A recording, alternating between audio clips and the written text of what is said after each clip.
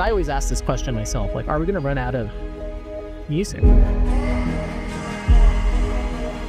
lot of agents will tell you it's not their job to find you work. It's their job to keep the connections that you already have. I don't know if I totally agree. I've always kind of felt that responsibility.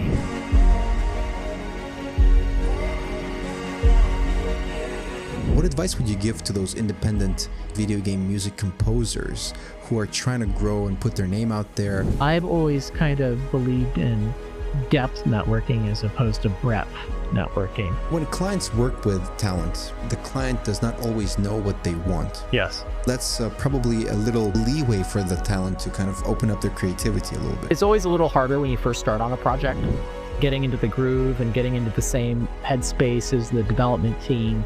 I think it's very important to talk about AI. But it's only a matter of time, and a very short amount of time, until AI music becomes... The gaming industry as a whole has a lot of branching industries that help maintain or support it.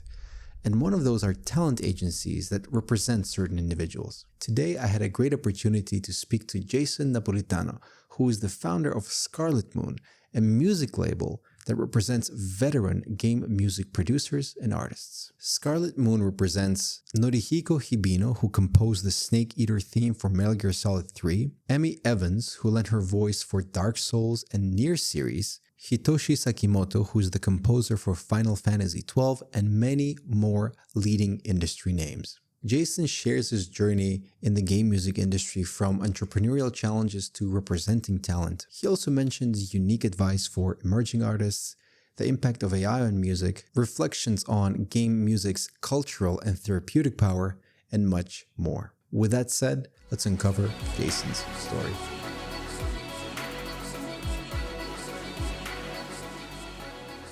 Jayson, thank you so very much for coming on the podcast. I really appreciate your time. And actually, I've been meaning to speak to a representative of a talent agency for a very long time. And actually, in other words, to speak to the people who bring forth the wonderful talent that we as gamers get to experience and get to see or hear. And I think that part of the industry is so very interesting and in a way hidden, because I don't believe that a lot of talent agents or representatives have, spoken about what they do and, their day to day. So, and actually such guests are really hard to come by, at least in my experience. So once again, I'm thankful for your time. I would like to start off our conversation by talking about you and what you do. And if I may, I'll just quickly do a brief summary of what you're doing right now. You can correct me if I'm wrong. Sure. So you're the founder of Scarlet Moon and Violet Moon, but we're going to get to Violet Moon a little bit later, which is a music label specializing in game music specifically. And this is the craziest part, with talent credits that include Metal Gear Solid, Tekken, Monster Hunter, Nier Automata, Super Mario Kart, Bayonetta, Mega Man, and a bunch more. This is such, a world-class roster. I was amazed actually when I read this on your website. So again, that was just a brief description of what you do. And if you may, just expand a little bit more on that and tell us what is Scarlet Moon and what your company does. Yeah, thank you for that.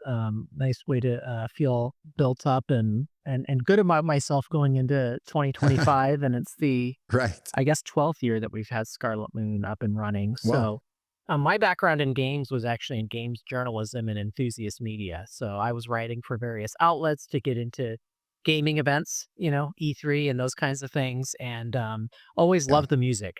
And eventually went on to found my own music blog called Original Sound Version that's still online, and wrote for Destructoid as their music editor for a time. And I always kept in touch with composers. I've always had a leaning towards Japanese game music specifically. And I would keep in touch with these composers and ask them things like, hey, is there a new game you're working on? Are you able to talk about anything? Can I review the soundtrack? Can we do an interview? And all of these things. And I would go visit Japan, and I would have these big meetups with all these composers. And what would end up happening is they would email me back, and they would say stuff like, hey, I like the coverage you were able to do on Destructoid or OSV. Is there anyone who can help me get coverage on other websites?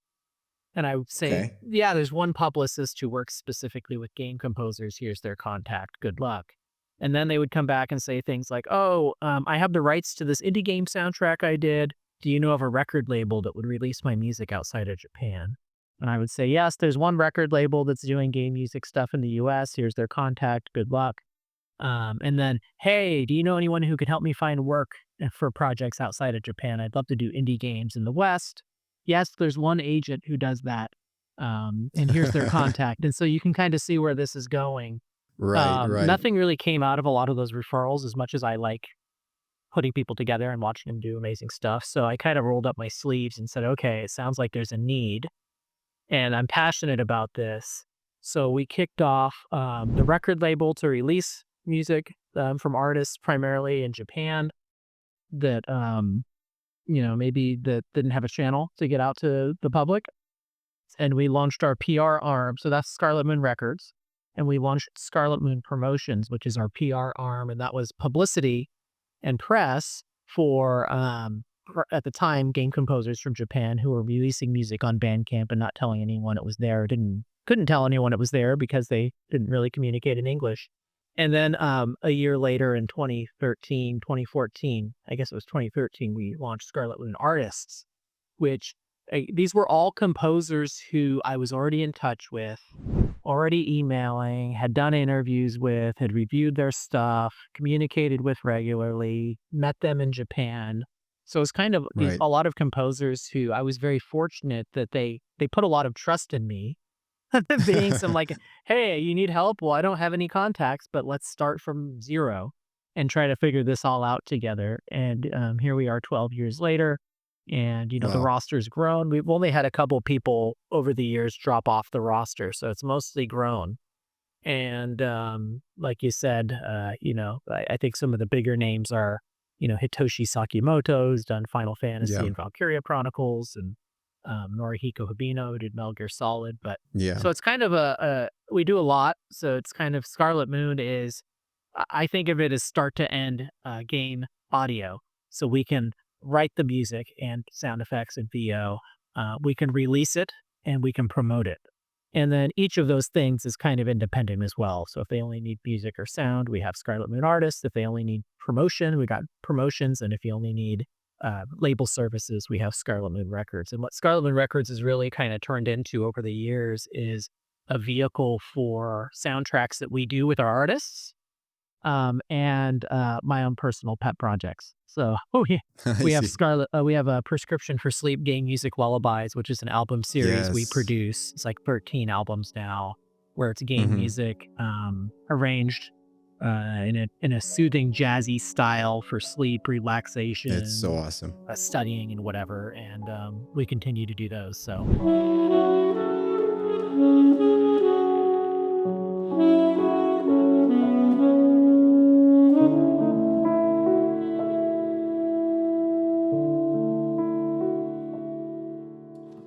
that's a little bit the 5 minute elevator speech about what Scarlet Moon does and what it is. Yeah, that's really, really awesome. Could I just ask you what Violet Moon is Yeah, then? yeah, yeah. So it was kind of a natural. I was going to elaborate on that, but I figured you would ask. Okay. So the what would happen would be is we would do PR work on a soundtrack. Like a composer that we were friends with would say, "Hey, I'm working on this game. I have the soundtrack coming out. Can you do some PR around it?" And then we would connect with the studio as well and say, "Is there anything you want us to add to this press release to help move the game as well?" And Right. then the studios would come back and say things like, "Oh, you did such a great job promoting the soundtrack. We don't have a partner to actually do PR for the game. So is this something you'd be willing to do?" And Scarlet Moon is a game music company, so it felt silly to say no. We will not do it. Right.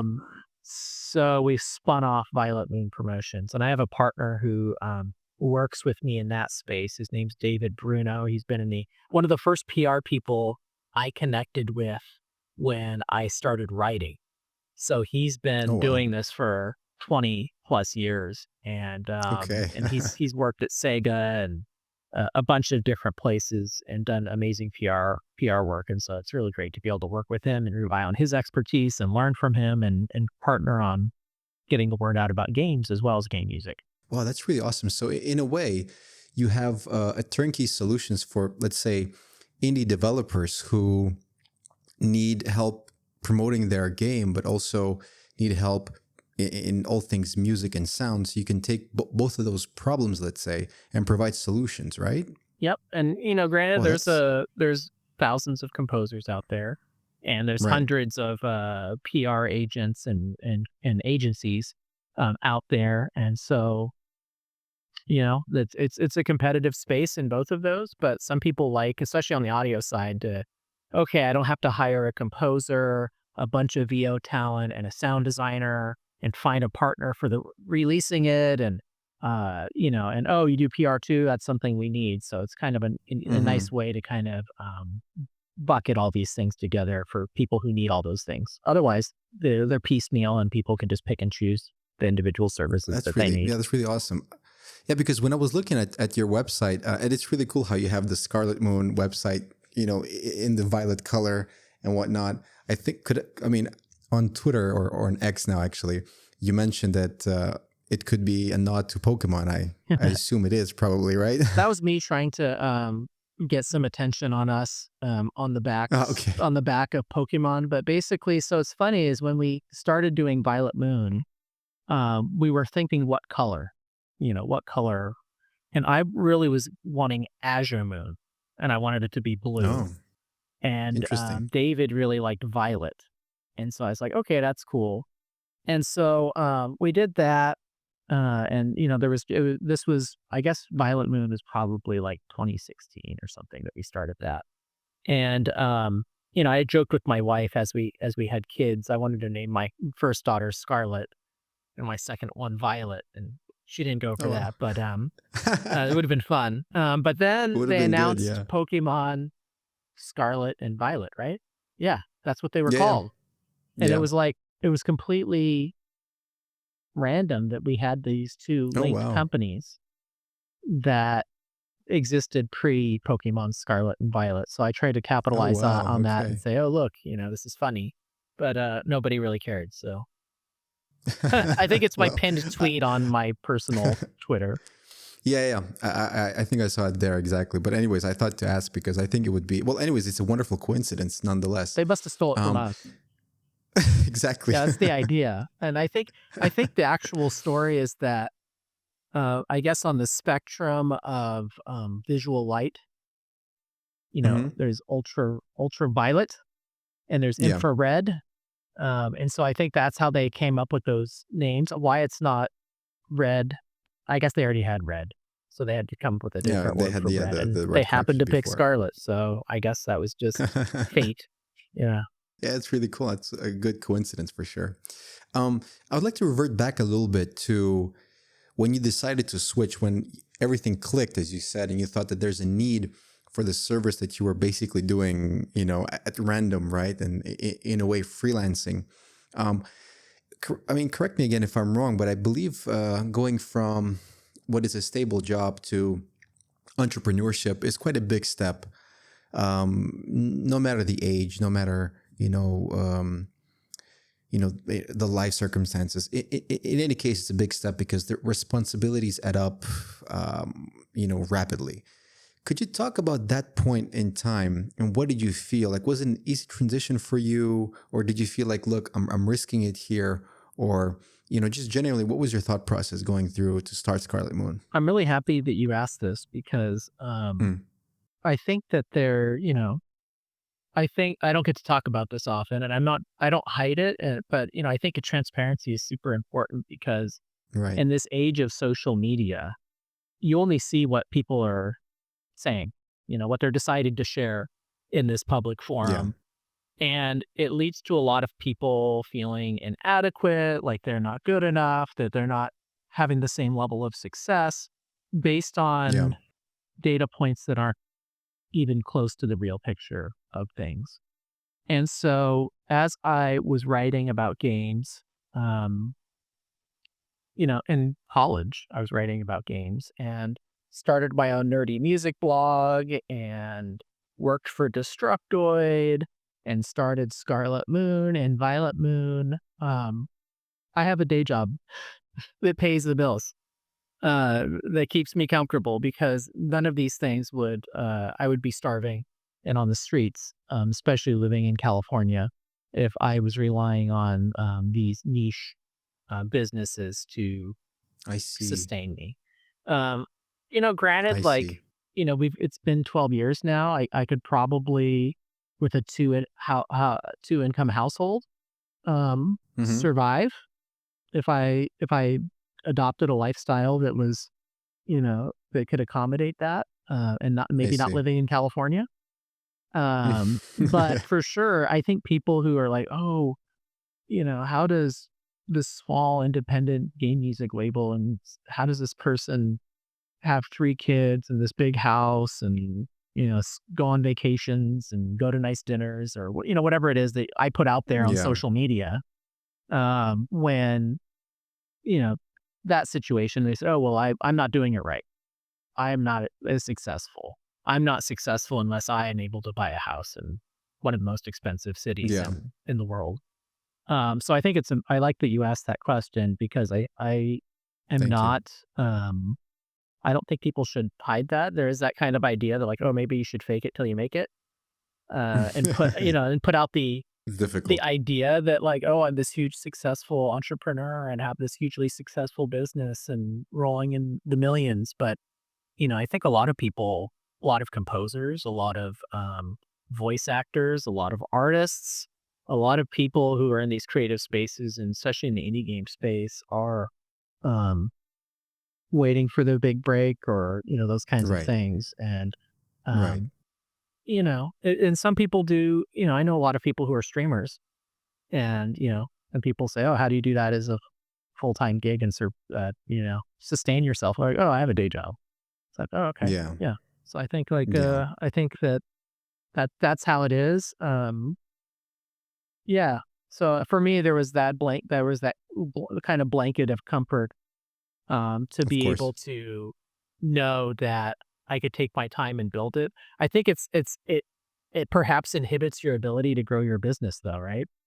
Because you know that you're not like you're not as scrappy and creative with ways to monetize what you're doing or grow your business because you have this kind of thing to fall back on where it's like, "Hey, if I don't drum up some business, I'm not going to have, be able to pay rent." Maybe you're going to put in more hours and do some more work and those kinds of things. But, yeah, I don't think that I'm trying to think back. Scarlet Moon and Violet Moon are the first revenue generating endeavors I've done. I was a, volunteer staff at Destructoid, which was a big site at the time. Oh, you really? know? Oh, wow. Uh, Volunteer. Oh my yeah, God. and I ran original sound version as a nerdy music blog and, maybe I got a couple $100 here or there for some ad placement here or there, but it wasn't significant. Didn't Right. pay for my trips to GDC and E3 and all of those things, and, Right. so yeah, it's a tough business, as we know. Yeah, I would imagine. Yeah. I would imagine. I would imagine it's definitely tough. I mean, any business is tough. Um, but I would assume that working in the indie space and in a niche like music must be also, very, very tough. Speaking about, challenges, could you maybe elaborate about, certain challenges that you went through, maybe at the beginning or perhaps even now with the business? What is the hardest thing? Is it to find clients? Is it to keep your talent on board, or perhaps something else? Yeah, those are good questions as well. I Thank you. alluded to this earlier where, when you are in gaming press or enthusiast media, the people you need to know and get in with are all of the PR people at the major publishers because you want them to give you games and systems and fly you out to Yeah. this event and all of these things. So those are the people you network with. And it's funny you mentioned this. Like at the beginning of every year, I go through my LinkedIn and 1,000 plus contacts and go through and see what everybody's doing and check in and see what's new and those kinds of things. And I can see the progression from when I was writing. It's a lot of PR people that I was adding on LinkedIn. And then the transition to Scarlet Moon was, well, now for Scarlet Moon Records, I need to direct to consumer. So I have to build a Ah, consumer okay. list. and I don't have Mm, any connections with interesting. consumers. And then for Scarlet Moon Promotions, it was, I need to know other journalists, right? I don't have a list of other journalists. I'd kind of work shoulder to shoulder with them.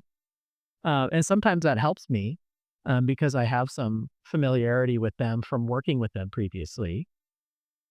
And then for the artists, it's I needed all the developers. And so Yeah, you can right. see here, I opened this Pandora's box of like now I have to build three different services with three different audiences Yeah, and try to figure out like how a to, three-sided marketplace. yeah. So you could that's a challenge. That was a challenge in the beginning.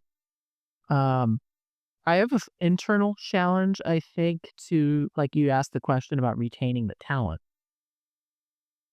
Um, we've had talent that have been on the roster since the beginning, and there's some demand more demand for some than others. And we've brought on new talent in the past 3 years, and that kind of aligned with all of this downturn in the industry, where there isn't as much money to go around. And when we do most of our work in indie space. So when they want to work with these famous composers, I kind of say we have two distinct music services. One is premium music, which is from these famous talents. It comes at a premium price because these are famous Right. talents. And so what that means Of for an course. indie game developer is they're going to bring them on to do like one song, like a guest theme or a vocal, in those cases. And then we have the kind of indie budget audio where we do music, sound, and VO at an indie price with talent who's not as well known. They're building up their career, Right. right? And so, um, because the state of the industry the past couple years, commissions have really slowed down. People aren't spending 4 grand on, and I'm transparent with prices for anyone who asks me. 4 grand Mhm. plus for a guest contribution from a famous composer. They're just going to say, you know what, that's a cool thing. It'd be nice to have. It's not. Right. It's not absolutely required to have a viable product to get out to the market. And so we're going to forego Mm, that now. interesting. And then on the indie side, there's always demand for that because people need cheaper services.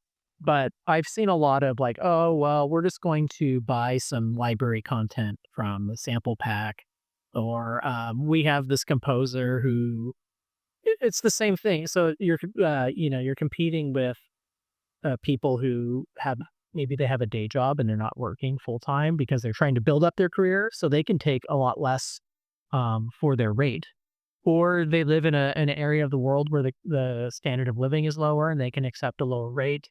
So sometimes people are like, oh, we have like a local talent who can do this for a tenth of even the indie I see. price.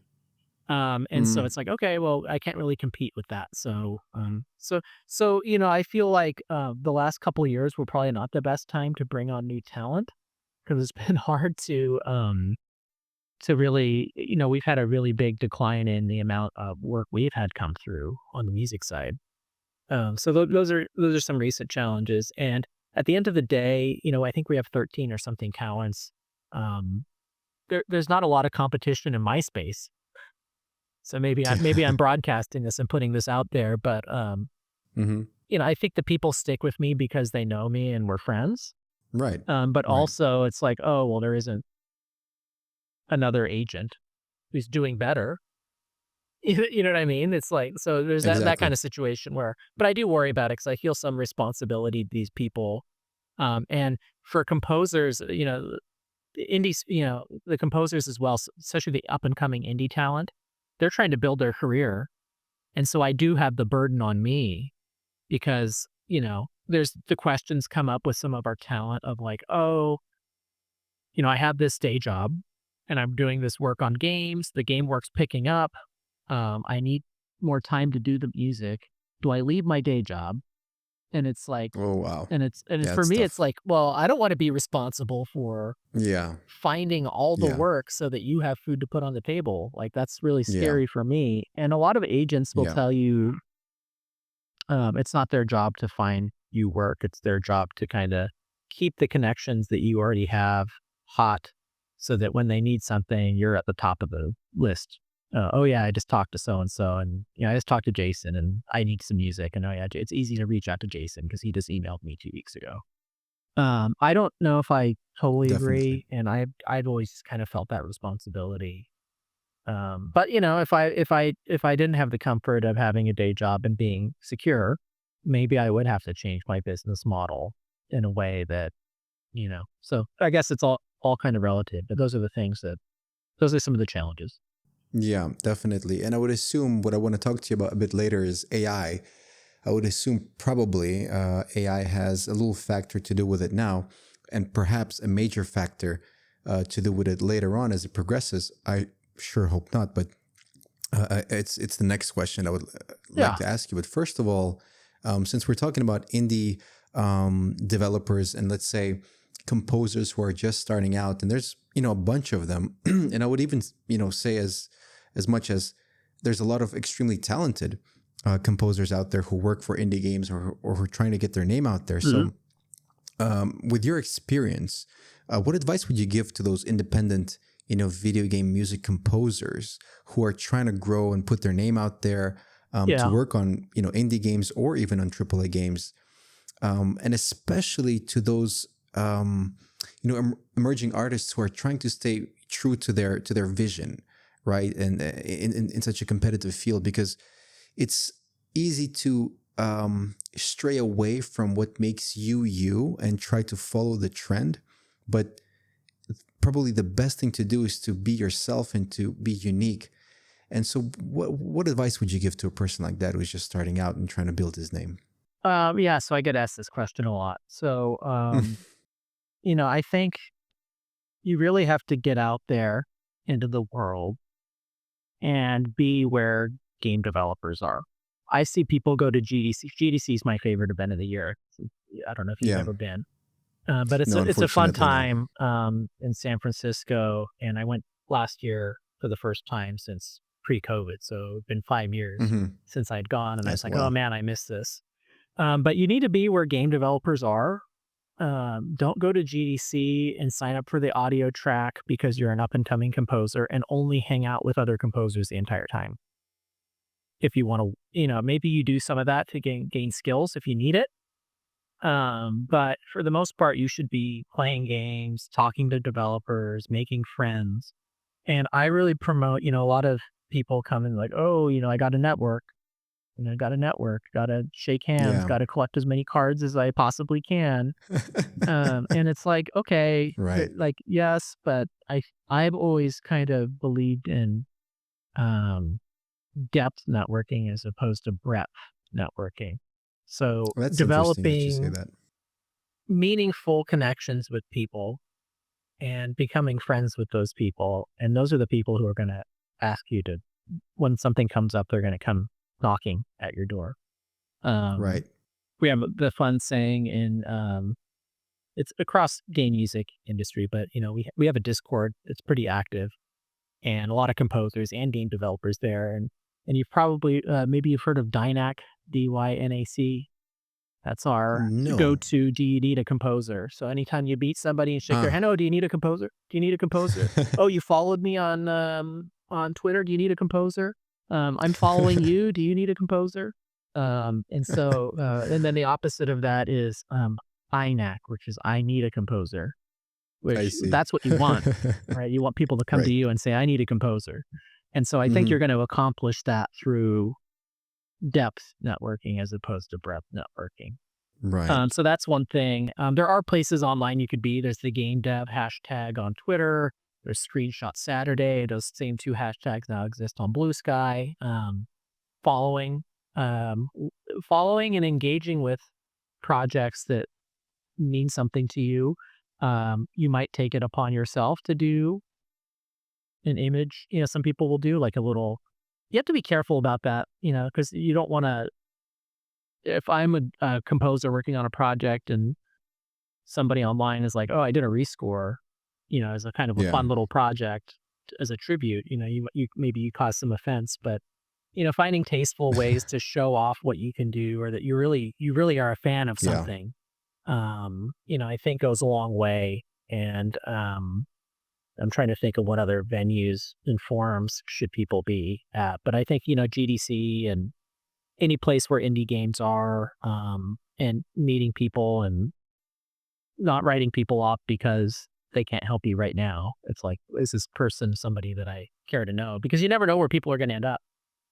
Yeah. And Yeah. Yeah. so, and you never know what position any one person might be in to recommend you for something at any time. Exactly. So writing people off because you're an artist or, you're a programmer and you're not Yeah. going to hire a composer, I think is a bad way to go. But that's some advice that I would have in terms of like your personal style and trying to not be conform. I think when you work in interactive media, you really are serving the project. There's not as much room for um, there's not as much room for self-expression, although definitely, I think Mm, you that's are interesting. expressing yourself through the music, but you're ultimately serving the project.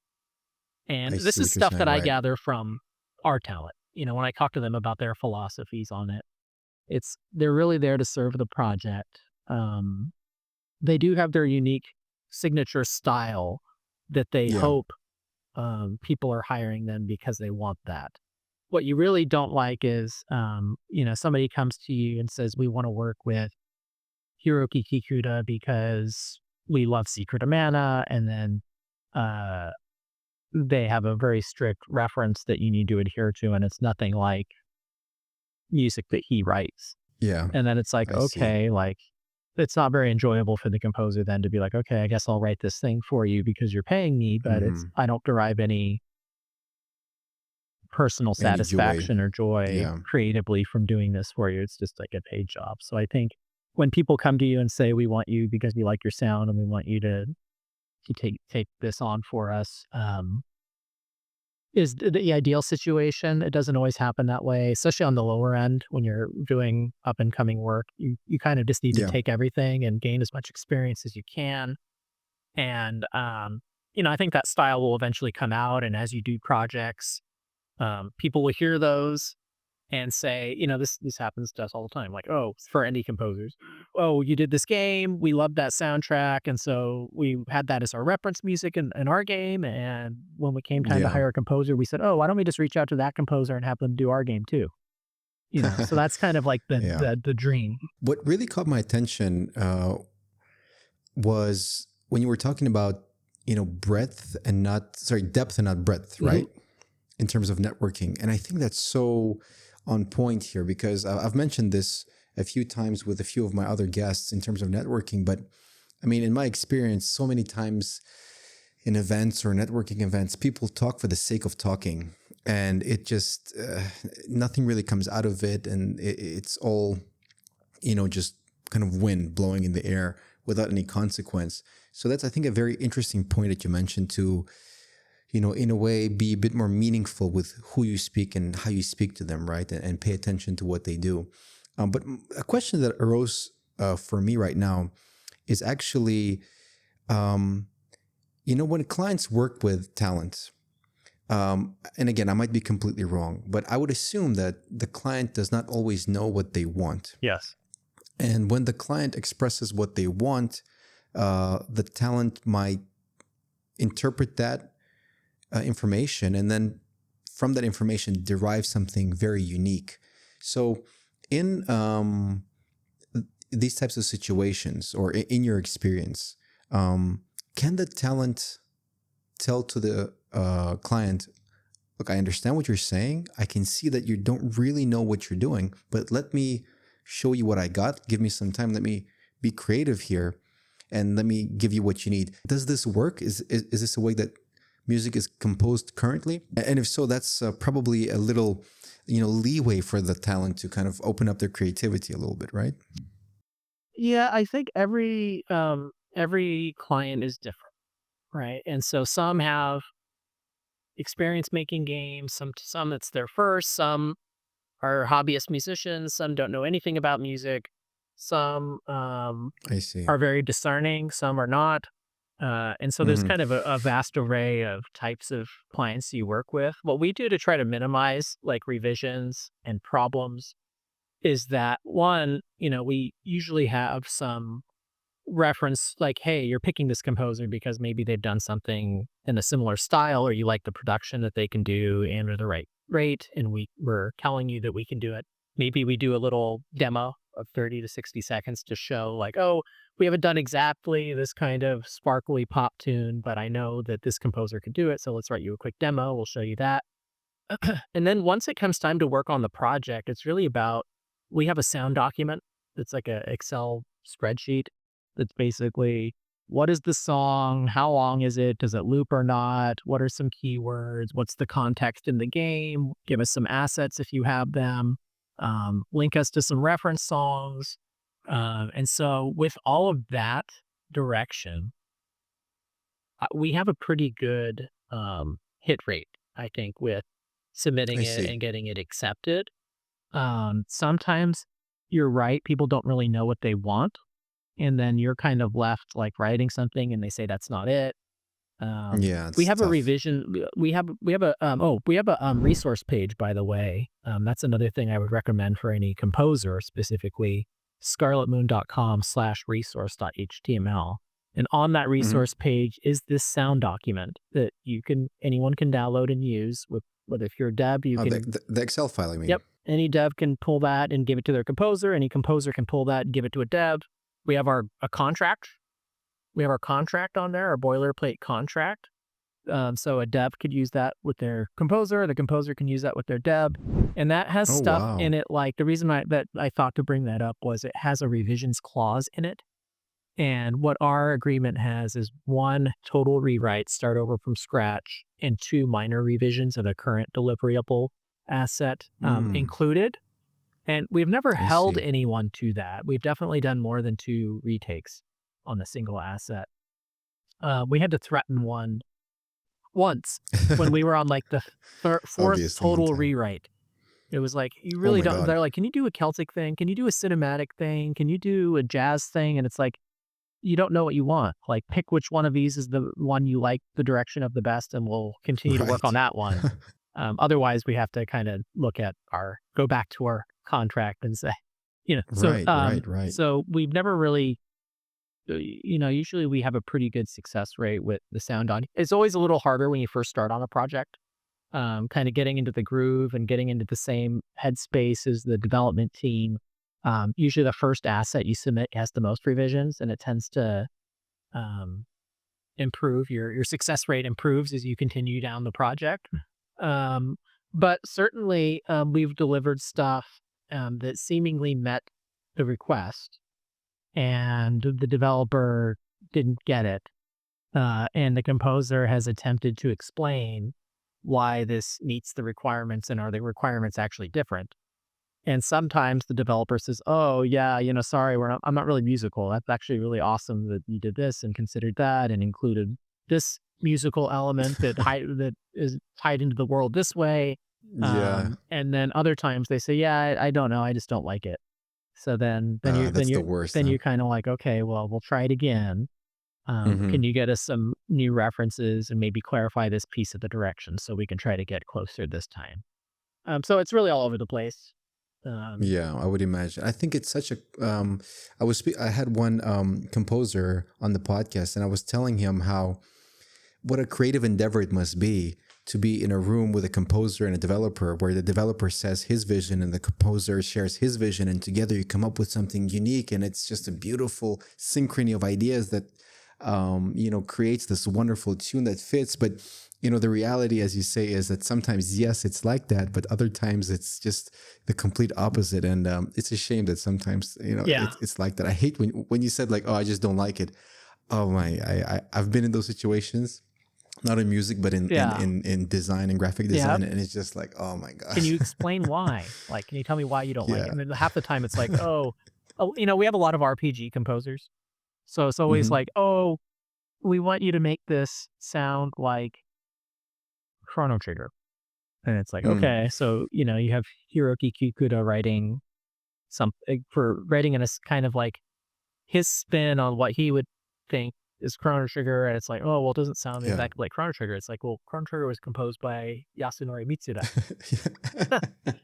So it's like, do you want Kikuta or do you want He hasn't already been Oh my submitted. So God. there's kind of like that back and forth. But no, more often than not, actually, in our space, um, it feels like more often than not, we get the sound document and it's almost like, here's the menu. The and one of our composers uses this analogy all the time. He's the cook to cook up what you've requested. I see. And I other see. times, Makes I sense. think there's a lot of trust that has to go into. We don't have a lot of direction for you. We love what you do. We're going to give you as much information about the world, tell you about our vision, and we want you to tell us what that sounds Right. like. And sometimes that backfires because then you start delivering stuff and they're like, oh, no, it's not really what we thought. And it's like, Yeah. okay, maybe need to start giving us some references and more direction. And other times it just goes well because they have the trust in you. And, Right. so there's kind of both sides of that where we had to kind Yeah. of back off and say, no, let's go back to ordering off the menu. And other times it's like, yeah. So, Yeah, for sure. There's definitely those types of situations. 100%. I've mentioned like I've done graphic design for a part of my life, and mhm. I've been in those situations where it's magical, and in other situations where it's like what are we doing here? So Mhm. yeah, I fully understand both sides here. But to continue speaking about a little bit more about the negative stuff, I Mhm. wanted to talk about AI. And again, I'm saying Oh, negative, yeah, but yeah, it yeah. might be a positive thing. I don't know. So AI obviously is a huge thing now, and I speak to about AI with all of my guests, and especially since this podcast is more concentrating on the gaming industry, I think it's very important to talk about AI Mhm. because it's rumored at least to take over jobs and for 3D character artists and whatnot, for music artists as well. So with the rise of AI generated music, there obviously has been a debate that perhaps it might impact real life human composers. So in your opinion, do you see AI as a tool to empower the composers, or on the contrary, as a potential threat to their creativity and their profession in general? Yeah, it's an interesting discussion, and I'm sure it's a Hmm. discussion that probably happens in our Discord every day. Yeah, And right. I can I imagine. don't I'm not in there as much. There's people who are regulars on there that, you know, I own it and I'm not I probably am like 50th or 100th on the list of most active people in there. But yeah, Okay. right now, AI music is not very good. Yeah, And people today. recognize that. But it's only a matter of time and a very short amount of time until AI music becomes good enough, quote, good enough. And so, what that means to me is my guess is today we have games that music is not a vital component to the project. It's not a main feature of their project. And they currently are using Creative Commons free stuff. They bought packs of music packs. They've license something cheaply, and that's good enough for their project.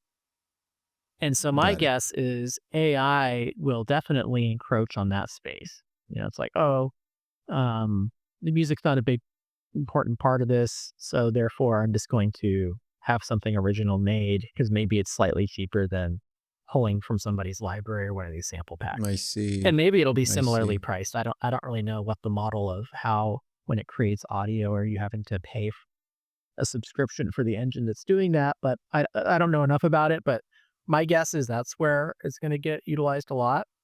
And I think people who really care about music and music is very important to their project, I think they will still want that human touch. You have to understand too that and this is something I promote for our premium music service, is there's a marketing component to working with our known, named, famous composers from Japan. It's like, Yeah. okay, so sometimes not sometimes, every time I will pitch working with our talent as a marketing opportunity, right? It's like, hey, now you have another marketing bullet point in your press release that goes out about your game that you have a guest contribution from composer X of game Y that is very similar Yeah. to a fan base of your game, doing Yeah. a guest Yeah. theme or vocal or whatever it is. And so, AI isn't going to have any marketability.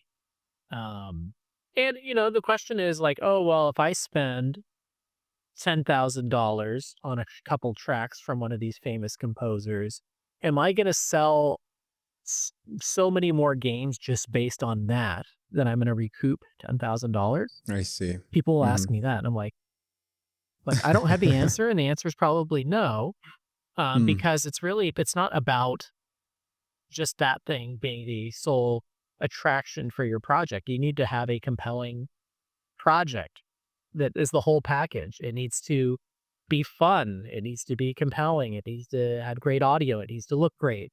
It is, and that's a piece of the whole package. It's the polish. It's not necessarily the only attraction that's going to be alone, uh, draw in the audience. Granted, yeah. I'm probably a weird person who has played video games solely based on the composer worked on it. Oh, really? Yeah, Interesting. like there was a Wii RPG called Opuna. Hitoshi Sakimoto and his bass escape he did the music. This is before I started Scarlet Moon. Um, Okay. but I went and got a press copy of that game and played through it and reviewed it and interviewed the sound team and Sakimoto-san at the time, because he Oh, worked on it. awesome. Otherwise, I would have been just like, okay, yeah, it looks like kind of a Wii Oh, RPG. wow. That's so cool. So I've definitely played games based on the composer working on them.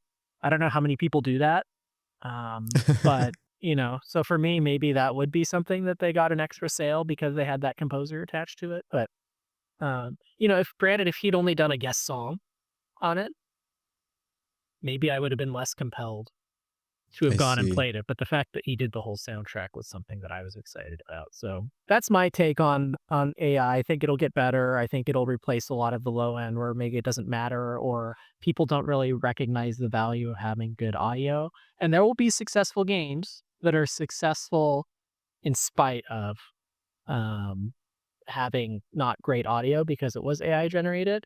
But I think the best games are going to be the ones that have some human touch and have the whole package. I agree. Yeah. Yeah, yeah. I definitely agree.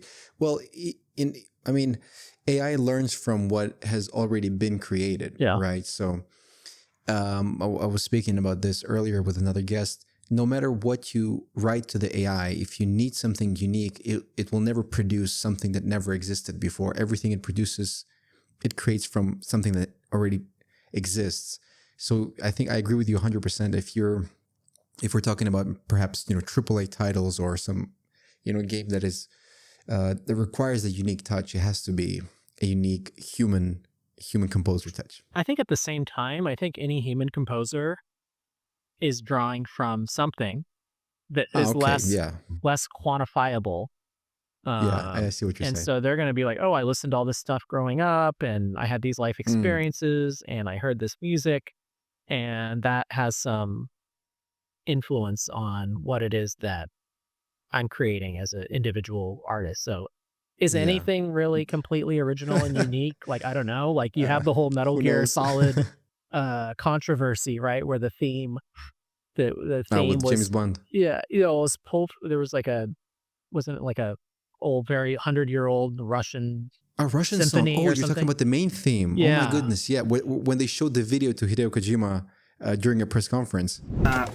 トラック9 9番をトラ聞いていック9ただきたいと。はいすごいなめっちゃ手が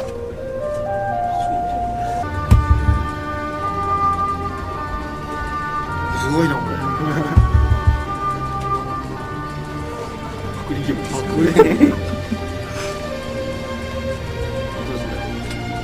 ちょっと違うけど Yeah, yeah, yeah. So I mean, I've seen that. I Yeah, yeah, doubt that composer in Japan said, "I'm going to steal this music." yeah. And I Yeah, think yeah. that there's only a finite number of notes.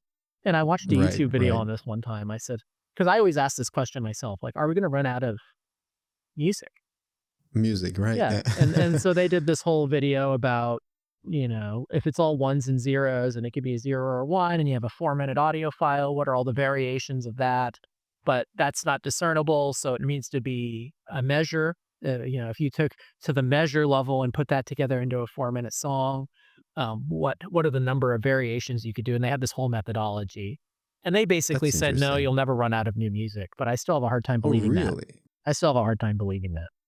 I would probably lean to agree with you, Yeah. actually, because okay, yeah, I don't want to dive too deep into that. I think Yeah. that's a whole other Go watch the podcast video. episode. It's But interesting. yeah, I'll definitely. I love videos like that. I'll definitely check it out.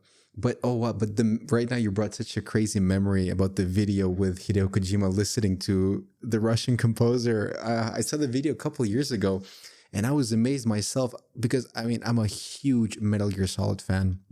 Since I was probably 5 or 6, I believe, and so that song is so deeply rooted in my heart and in my gamer, character and who I am as a gamer. That to find out that there's another tune that was created way before that is very similar, I was a bit, not sad, but like like a bit, probably overwhelmed with the like emotions of like, oh my god, like this cannot be true, but but as you said, it could very well be true that a similar tune was created. But Composers it's a hate good hearing it, argument by the for way. I tell my composers all the time when I listen to all my composers' stuff, right? Like their new stuff. yeah. And oh, this song you did, track 5 really reminds me of this song from Chrono Trigger. Or it really reminds me of this thing from, Suikoden or whatever it is. And they're like, Yeah. yeah, I don't want to hear that. Yeah. Well, speaking of soundtracks, I'm interested. Every once in a while, I find myself randomly listening to a few gaming soundtracks that are very important to me, or made a mark in my life, or whatnot, or just simply soundtracks that I really like. I don't know if I'm the only one like that. Perhaps I'm not, but I turn them on every once in a while. Do you do that? And if so, what are some of your favorite soundtracks to listen to? Mm. Yeah, I'm kind of a weirdo and listen to way too much game music all the time. Right, And right. in fact, it was the basis for how much game music I listened to that when I was writing for Destructed, we did these top 10 lists, like top 10 game music Yeah, tracks to sleep for to, gyms, I or remember. yeah, You one for the right. gym. And so it's Yeah, funny you mentioned that specifically, but the sleep one is what generated our prescription for sleep series. right. And so I always wanted to do a prescription for sleep series that was like music for the gym or, and it was going to be, I wanted to do, I had 2 artists picked out. We were going to do like half rock, half electronic, um, and all high tempo, for working out and stuff. But in any case, I have playlists. I use Apple Music. I use, I don't subscribe to Apple Music, but I use my Apple Music library and I have iTunes Match, which matches Oh, all okay. of my library into the cloud. Mm. So I have all, and I've digitized everything that I have, and I have about 1,000 game soundtrack CDs plus these days. And Wow. so I have these playlists for sleep. I do have an exercise playlist. I have like various playlists for like relaxation or lo-fi or EDM or holidays, whatever it Wow, is. my And God. a lot of game music is on those. Today I just finished Visions of Mana, the game. Okay. And so I was Yeah, listening yeah. to that soundtrack the past couple days. Awesome. I uh what was it that sparked this? There was there's an album that I have called Final Fantasy IV Celtic Moon. It's a Celtic arrangement Mm-hmm. album. It was released back Oh, in the wow. 90s with live It's Celtic amazing. players. And so I love that album and I hadn't listened to it in years. So I listened to that and I said, oh, I need to listen to all of the little side albums from Final Fantasy 3 through 6. So I've been spending, Right. today I was just listening to that. So I had to turn that off. I played Final Awesome. Fantasy 3 Legends of the Wind, Final Fantasy 4 Minimum Album, Celtic Moon, Final Fantasy 5 Plus One, and then Final Fantasy 5 Dear Friends is the one I'm on listening to right now. But I listen to a lot of game music, and my wife hates it. Obviously, I've obviously. turned my kids into little gamers and game music nerds, Right. and so they have me listening to a lot of Toby Fox.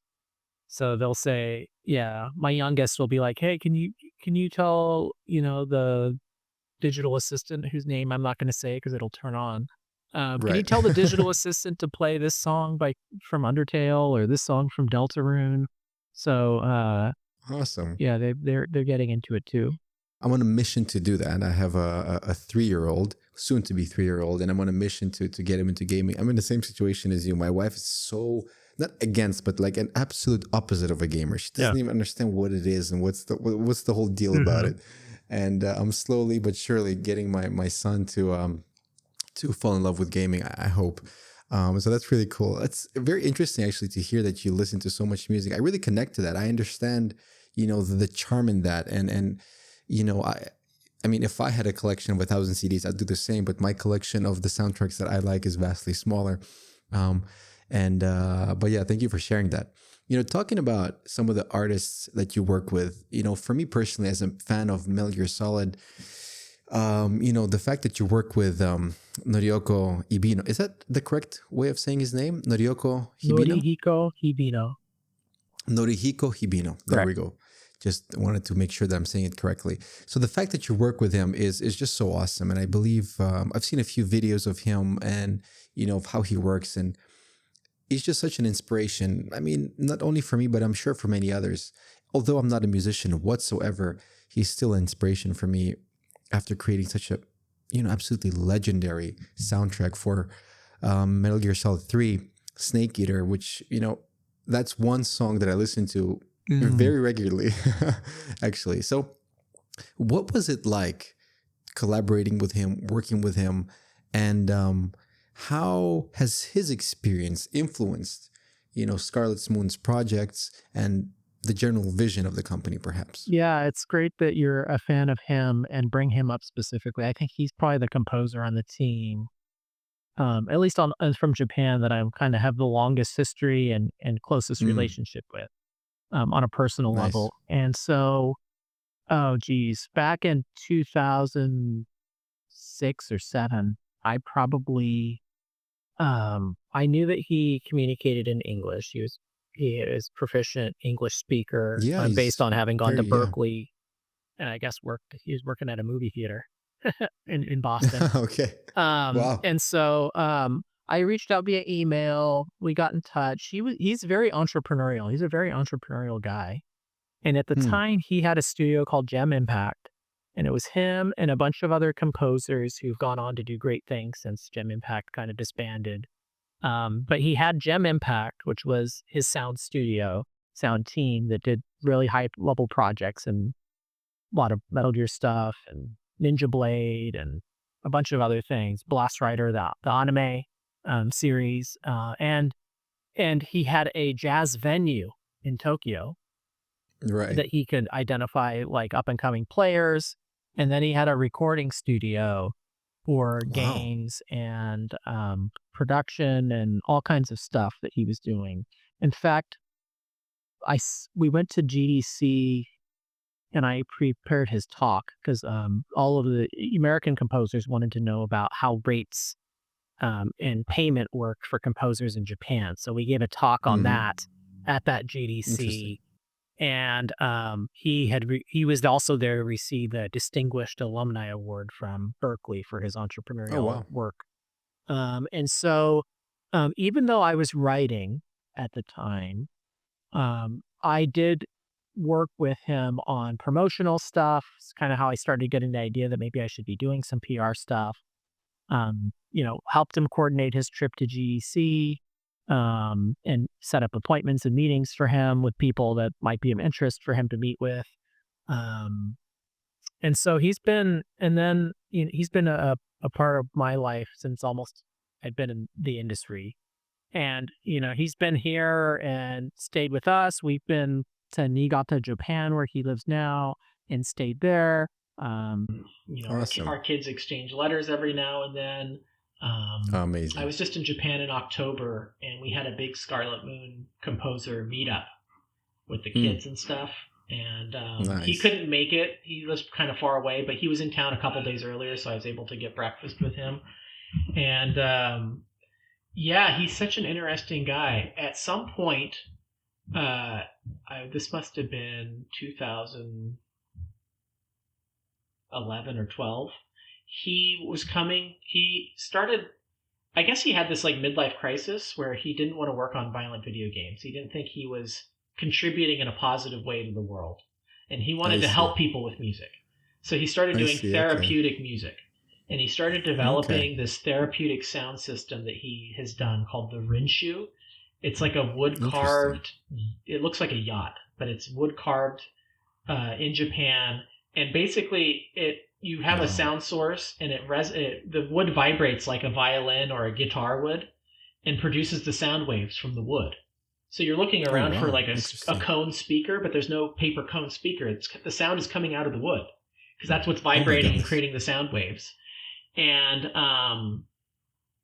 it's a very high end, product that's very expensive, Right. as you can imagine. But Yeah. he was coming to San Diego, where I am, and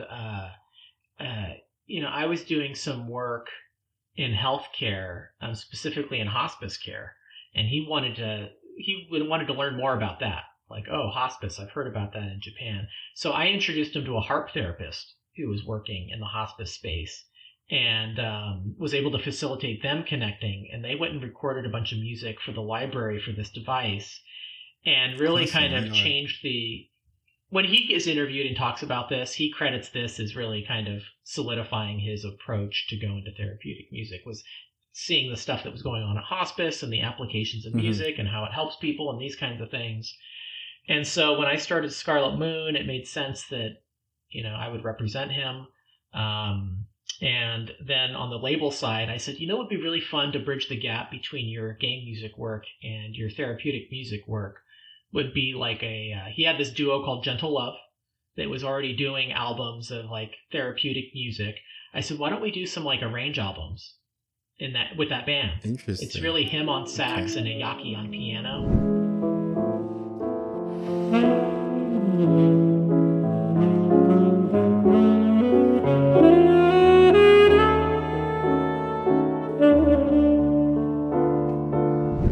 And so Yeah, that I've was seen the the start. videos. That was the start. Was like, oh, let's just, what do we Wow. call it? And you'll are you kind of, would you say you're an old school Metal Gear fan? Did you play the Oh first yeah, Metal Metal Gear Gear? Solid. I played it after it came out. Yeah, on the Okay. Game Boy. So I played on the Game Boy, not the the. second screen in the first Metal Gear, if you play the North American version, is there's like, Hmm. you walk over and there's a soldier who's on his Jeep and he falls asleep, and then you can Yeah, kind yeah, of for sneak sure. around. And he says, Yeah. he says, I feel asleep, is what the guy Yeah. says. Okay. And so we were coming up with what we were going to call the series, and I was like, oh, what about prescription for sleep? I feel asleep, Oh, and that's something so like that. cool, And it was kind of silly, dude. and That's awesome. but we decided to go more serious. So, but that was, I thought you might appreciate that as a Metal Gear That would fan. have That been really cool. So it's not called that, it's but you not wanted called to call that. it that, right? Yeah, that was an Okay. Oh, idea. that would have been That was an amazing. idea, was to give that call Oh, back. But nice. and like I said, we're good friends, and he's doing, what is he doing now? He's still in Niigata. He's building an elementary school. Really? Oh my Yeah, God, so he's a entrepreneur on another level. Oh my so I'm goodness. waiting for him to finish this elementary school project so that I can have him do some music Wow. work that we need to do and record some Gentle Love albums. He's like, I'm just so My busy with goodness. this elementary school. I'm like, why are you doing this? He's like, oh, he's very active, and he, as a part of all of that midlife crisis and therapeutic music work, he's actually become a very devout Christian, which Oh is wow. rare Okay. in Japan. Interesting. And he's like, oh, my church, they really wanted to do this, and there wasn't anyone who had any sort of business sense, so he Hmm. had to step in and take care Oh of like wow, all the that's business for this. And crazy. it's like, wow, that's a big project. My Completely goodness, that's a outside the huge. scope of like anything that you've really done. So he's great to work with. He's really, you could probably, he did an interview maybe 2 or 3 months ago on a podcast. So maybe it's on our socials or something, you can find it. But he's always really great to listen to. He's really has a really interesting philosophy about how he creates sound. We do have interviews in all of our digital booklets for the Gentle Love albums, and we ask him, what was your approach this time? So he's very insightful, very interesting to hear talk, and I learn something new every time I hear him go on a podcast. So we'll have to get him on your podcast Oh my in the goodness. near Well, future. thank you. That would be such a big gift for me. Honestly speaking, I've been a big fan of his work, and I appreciate everything that he's done.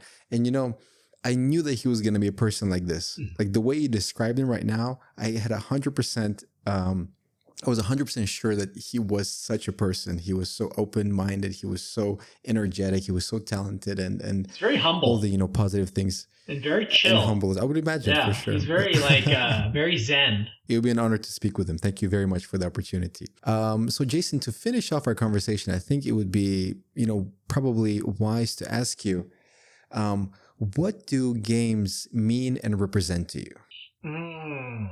Are games art is essentially the question.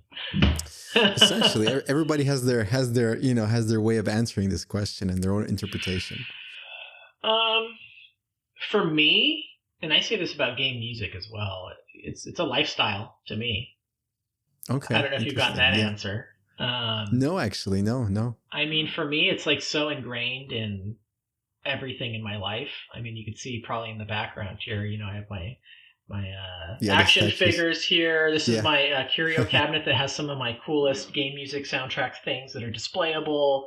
I have some pictures down here that haven't been hung on the wall. But even around here, I have a Dragon Quest XI poster signed by Yuji Horii, a More Friends music from Final Fantasy poster from Cal State Fullerton. When I was going to undergrad, the choir from my college sang at this Final Fantasy concert. My goodness. Here's a signed poster from Dear Friends Final Fantasy, which was the first game music concert in the U.S. signed by Uematsu.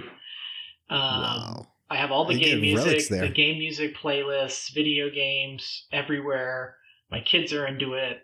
My teapot is a slime from Dragon Quest.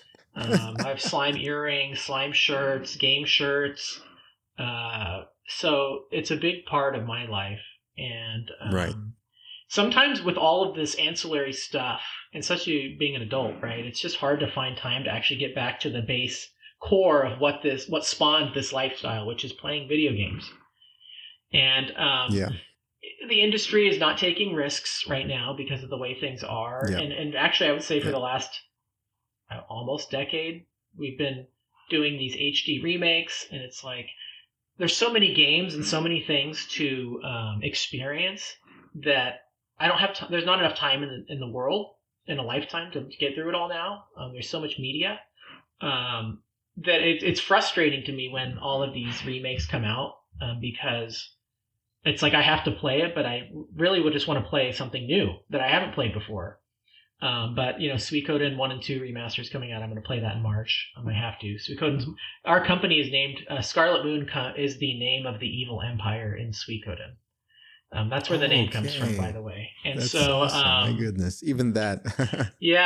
So for me, it's a lifestyle. The music, definitely on my Twitter bio, I think it says promoting a game music lifestyle. That ties into the fact that I have the exercise playlist and the sleep playlist and lo-fi playlist that's all game music lo-fi and all of this stuff. And so that's what it means to me. Certainly it's art. Certainly it's an escape. All these things. That's the most common answer. Yeah, certainly you hear these things. But for me, books are an escape. But are books a lifestyle? I don't know. What can I get what else can infiltrate every facet of my life other than games? Even a film. I love Braveheart and Gladiator. And why did they make Gladiator 2? I don't know. It's not a movie that needed a sequel. And it wasn't very good. But it was. I actually went into Gladiator 2 not having watched much, and I still wasn't sure if it was a parody of is it 300? Is it over the top and crazy, or is it serious? But there's no Gladiator mugs and teapots and music outside of the one soundtrack. There's no Gladiator Arrange album. Maybe I should make one. Prescription for Sleep. There you go. But so that's why I think I would say it's a lifestyle, is because it's really permeated every facet of people's lives if they wanted to. Definitely. What a beautiful answer. I've never thought about it that way, but with you answering in that specific way, I'm taking a look at my life and the way I have my surroundings. I'm like, okay, yeah, you're definitely right. Um, Jayson, thank you so much for this wonderful conversation. Honestly, learned so much about the industry. Again, as I said at the beginning, about in a way a hidden part of the industry that does not, really get talked about all that much. And I'm thankful for your time, and I'm thankful for everything that you have said. And I'm also very thankful for your proposition to be able to speak to, some of your talents, which is absolutely an honor for me. And wishing you nothing but the best from my end. And hopefully we can have another chat sometime in the future. Yeah. So thank you very much. Anytime, any more questions come up. This was fantastic. You asked, like I kept saying, really good question. I'm glad you asked that. This is a lot of stuff that I haven't been asked and haven't been able to express. So I Thank you. appreciate the questions and your interest and you doing this, because there's not enough people doing what you're doing. So thank you. Thank you. Thank you very much, Jayson. Thank you for those kind words.